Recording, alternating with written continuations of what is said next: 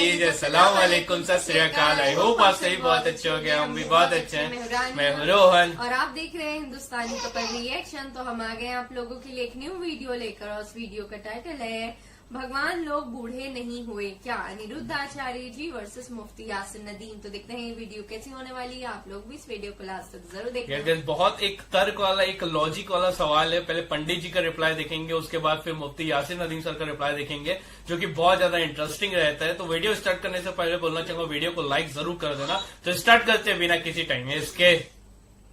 ये देखते हैं, ईश्वर जो होते हैं उनकी हमेशा बाल्यावस्था या युवावस्था की पूजा होती है। हाँ, क्या कभी बुजुर्ग नहीं हुए हो? शाबाश बेटा, बहुत बढ़िया मुन्ना। जो जन्मा है, हम और आप, हम जन्मा है इसलिए मरेंगे। भगवान का नाम ही है अजन्मा। अवतर तो लिए हो, तो जब अजन्मा है तो जन्म ही नहीं होगा। तो वो जरा और मृत्यु से परे हैं। जरा मीन्स बुढ़ापा, बुढ़ापा से परे हैं, सदा सुंदर रहते हैं भगवान। यही नहीं, अभी और सुनिए। भगवान है, भगवान सदा सुंदर स्वरूप में, सदा अपने इस यंग स्वरूप में होते हैं। नहीं, मैं नहीं मानता। भगवान कभी बूढ़े नहीं होते, क्योंकि भगवान मृत्यु से परे है ना। भगवान को कभी बुढ़ापा नहीं आता। ब्रह्मा जी जो है, ब्रह्मा जी तो उनको बुजुर्ग रूप में जैसे दिखाया गया है। नहीं, ब्रह्मा जी को बुजुर्ग के रूप में दिखाया गया है। ब्रह्मा जी भी बुजुर्ग हैं नहीं। ब्रह्मा जी को सीनियर कहा गया, भाई सब सृष्टि के पिता है। अब जैसे आप हम सबके पिता बोले, ब्रह्मा से सृष्टि हुई, तो जब सृष्टि हुई तो उन्हें पिता माना गया। और पिता की कल्पना आते ही पिता तो ऐसे ही लगेगा दाढ़ी मूंछों वाला, तो लोगों ने वैसा कर दिया। वैसे ब्रह्मा जी भी सुंदर हैं।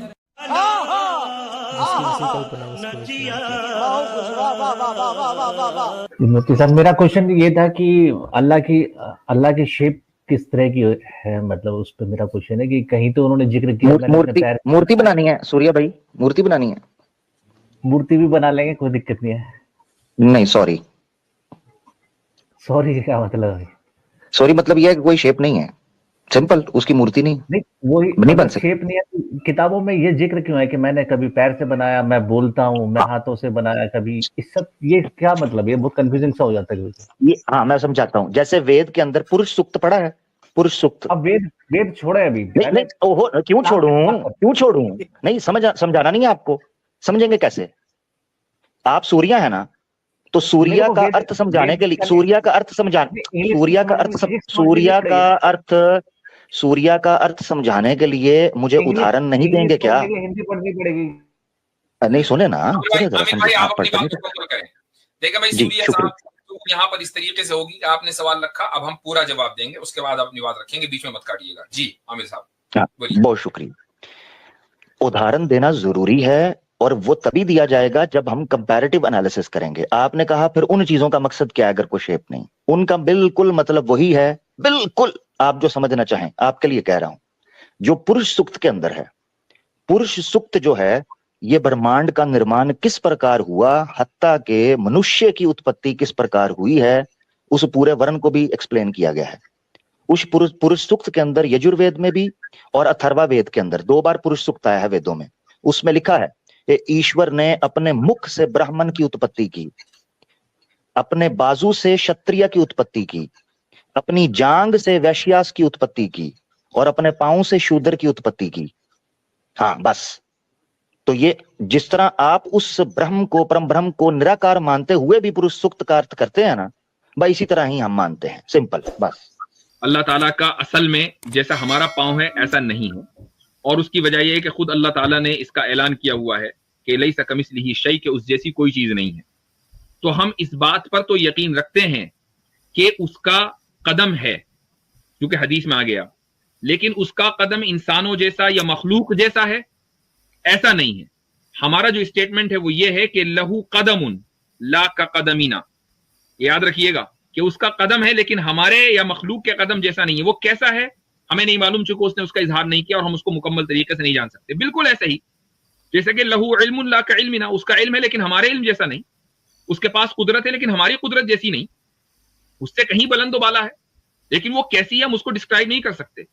वो समी है, बसीर है, लेकिन हमारे देखने और सुनने की तरह नहीं, क्योंकि हमें सुनने और देखने में अपने कान और आंख का मोहताज होना पड़ता है। तो इसी तरीके से अल्लाह ताला के लिए जितने भी अल्फाज आए हैं, हम उन अल्फाज के ऊपर मिन नौअन यकीन रखते हैं, लेकिन साथ में ये भी कहते हैं कि चूंकि अल्लाह ताला ने ये ऐलान किया है कि उस जैसी वो लैसा कमिस्लिही शै, लिहाजा उसके जितने भी, चाहे वो साख हो, वजह हो, कदम हो, यद हो, ये सारी चीजें हैं, हम इनको साबित मानते हैं, लेकिन साथ में हम ये भी कहते हैं कि वो हमारे चेहरे, मोहरे, हमारे साख, हमारे कदम, हमारे यद जैसा नहीं। इसी को बोलते हैं तंजीह मा तफवीज। ये पूरा एक अकीदे का मसला है और हम इसी के कायल हैं। जन्म में पाँव रखने का से क्या मुराद है? ये वही मैं कह रहा हूं भाई, जब आपको अल्लाह ताला ने ये कह दिया कि लैसा कमिस्लिही शै, तो उससे मुराद कदम से मुराद कदम नहीं है कि पैर, कोई अल्लाह ताला अपना पैर रखेगा। अब उससे क्या मुराद है? अब ये हो गई तावील। अब यहां पर दो मजहब हैं अकीदे में, कुछ लोग तावील के कायल हैं और कुछ लोग तावील के कायल नहीं हैं। मैं ज्यादा बेहतर इस चीज को समझता हूं कि तावील न की जाए, कि इससे मुराद ये है, हम सिर्फ हदीस के इतने माना रखते हैं कि जहन्नम को की ख्वाहिश होगी कि उसको ज्यादा चाहिए और अल्लाह ताला उसकी इस ख्वाहिश को खत्म कर देगा। बस इस हदीस का इतना मतलब है। वो कैसे करेगा ये अल्लाह ताला जानता है, उस चीज को इसने वजाहत नहीं की, क्योंकि उमूर गैब के ताल्लुक से जिन चीजों की खुदा वजाहत करता है उन्हीं के ऊपर यकीन रखना चाहिए, उससे ज्यादा आगे कुछ नहीं कहना चाहिए। ठीक है, चलें। ये जहन्नम में कदम के हवाले से बात कर रहे थे वो जो? जी हत्ता यदा कदमहू। जी हम्म, तो जो मैं एक चीज बता दूं कि सिफात के ताल्लुक से हमारे यहाँ आप जानते ही हैं कि 3 मज़ाहिब पाए जाते हैं, और बल्कि अकीदे में 3 स्कूल ऑफ थॉट हैं। पहला जो है वो असरी है, दूसरा अशारी है, तीसरा मातुरीदी है। और अशारी मातुरीदी ये दोनों जो स्कूल्स ऑफ थॉट हैं, ये तावील को जायज करार देते हैं, मुतशाबिहात की तावील को, इंटरप्रिटेशन को जायज करार देते हैं, लेकिन तफवीज को बेहतर समझते हैं। और जो असरी स्कूल है वो सिर्फ तफवीज ही को जायज समझता है, तावील को जायज नहीं समझता है। तो मैं अमली तौर पर तो असरी स्कूल को फॉलो करता हूं कि मैं तावील नहीं करता हूं, लेकिन मैं अशारी और मातुरीदी हजरात की तरह तावील करने वालों को, खुसूसन वो तावील के जो दायरे शरीयत में हो, उस तावील करने वालों को अहले सुन्नत वल जमात से खारिज नहीं समझता हूं। जी, तो ये क्लेरिफिकेशन जरूरी था। तो ये था वीडियो, बहुत ही इंटरेस्टिंग वीडियो था।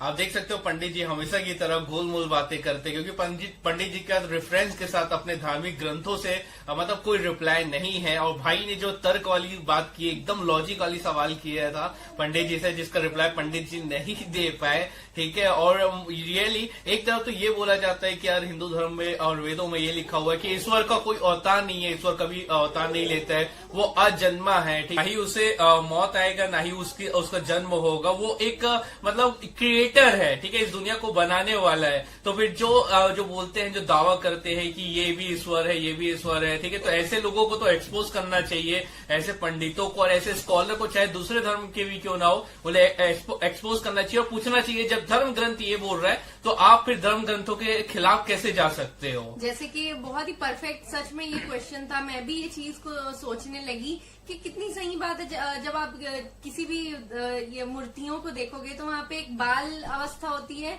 और एक जवानी की उनकी मूर्ति होती है, लेकिन बुढ़ापे की नहीं होती। तो यहाँ पंडित जी बोल रहे हैं कि वो बूढ़े नहीं होते, फिर वहाँ पे ब्रह्मा जी कैसे बूढ़े हो सकते हैं? तो वो ये बोल रहे हैं कि ब्रह्मा जी भी जवान है, खूबसूरत है, लेकिन वो उनको बोला गया है कि वो बाप है, ये इस चीज को मतलब दुनिया को बनाने वाले, इसलिए उनको मतलब बुढ़ापे की शक्ल दे दी गई है। मतलब इसका कोई धार्मिक ग्रंथों में ये चीजें लिखी नहीं हुई है कि वो बूढ़े हैं, बस खुद से बना दिया गया है। ये चीजें हैं और बहुत ही मतलब लॉजिकल है ये चीजें। तो लोगों को सोचना चाहिए, बस ऐसे अंधभक्ति नहीं करनी चाहिए कि जो भी चीजें बस चली आ रही है उसे हम अंधभक्ति से फॉलो करते जाए, बल्कि हर चीज में हमें तर्क ढूंढना चाहिए। तो गाइस ये तो वीडियो, आप लोग का क्या कहना है जरूर कमेंट बॉक्स में कमेंट करके बताना। और अगर आप इस वीडियो पे न्यू होगे तो इस वीडियो को लाइक कर देना, चैनल को सब्सक्राइब करके बेल नोटिफिकेशन ऑल पे सेट कर लेना। मिलते हैं नेक्स्ट वीडियो में, तब तक के लिए बाय, लव यू गाइस।